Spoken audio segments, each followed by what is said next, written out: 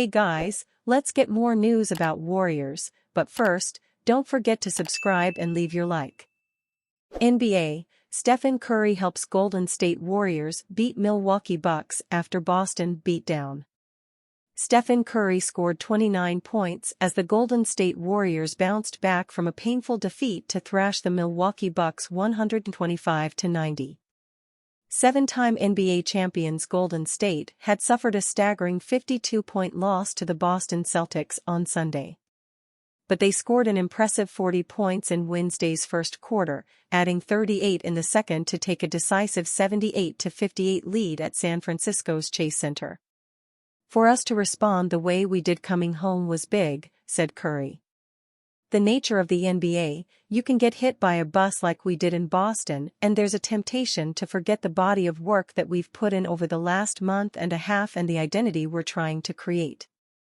For us to be able to turn the page, play with conviction and confidence after a beatdown like that, it shows what we're trying to build and who we are." The Warriors had been unbeaten since the All-Star break with a record of 6 straight victories. Giannis Antetokounmpo led Milwaukee's scorers with 23 points and his side remained second in the Eastern Conference with a 41-22 record, while Golden State improved to 33-28 and sit ninth in the Western Conference.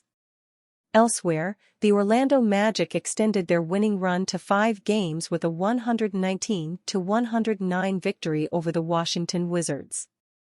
Franz Wagner scored 28 points to help the Magic overturn a 21-point deficit in the second quarter to snatch victory.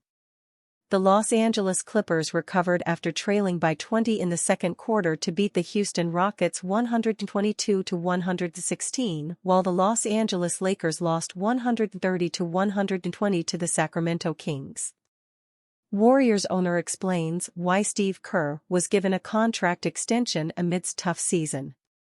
The Golden State Warriors extended Steve Kerr's tenure as head coach of the franchise by giving him a $35 million, 2-year extension this season.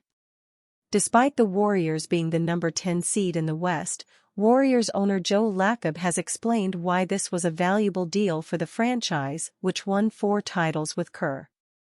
"Well, look, he very much deserves it. 10 years. 10 years, you don't see that very often these days. Coaches change. The players change. One thing we have in this organization, we're very proud of his continuity, and Steve has been a fantastic partner, fantastic coach, great for the organization, great for the community. I mean, what hasn't he done in his career? Winning championships as a player and as a coach. We are very happy to be able to extend him.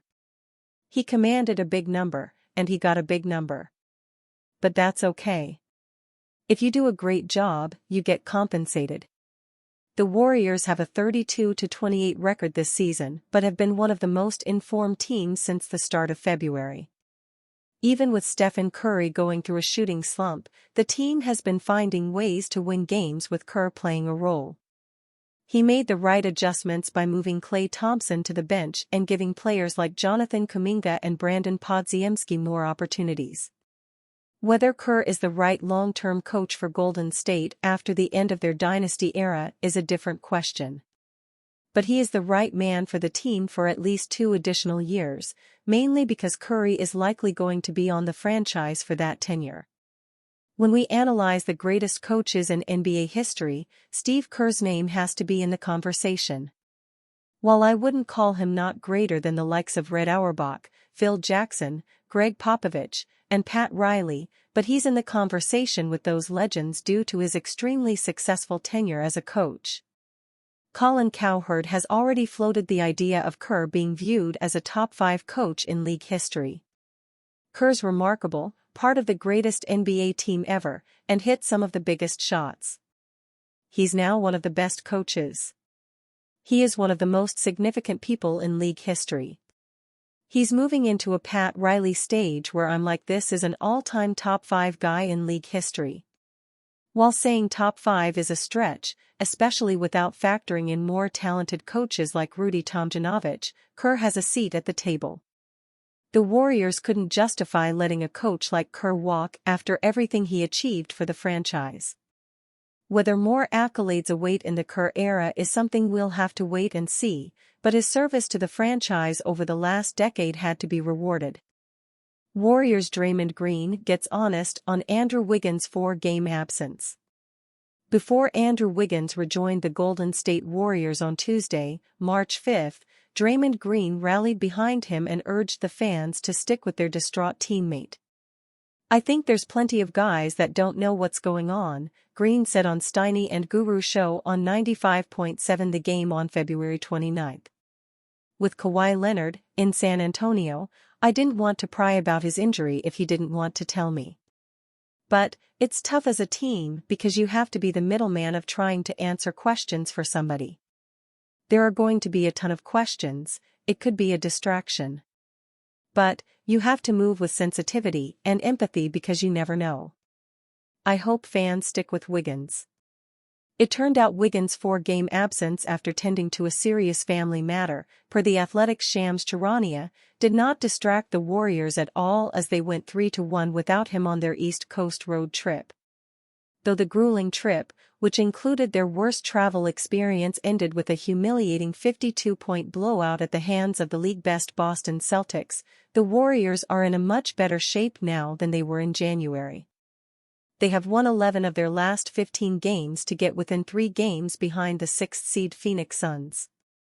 Wiggins' return gives coach Steve Kerr the full complement of his roster since November, as rookie Brandon Podziemski has also been cleared to play from his knee injury. The Warriors face the surging Milwaukee Bucks, winners of their last 6 games, on Wednesday, March 6, with Giannis Antetokounmpo, left Achilles tendonitis, questionable, and Chris Middleton, left ankle sprain, out.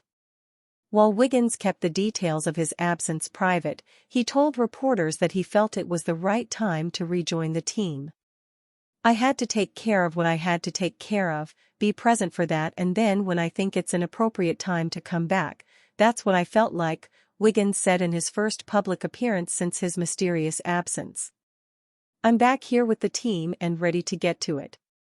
Wiggins, though, added that the personal matter he's dealing with hasn't exactly subsided.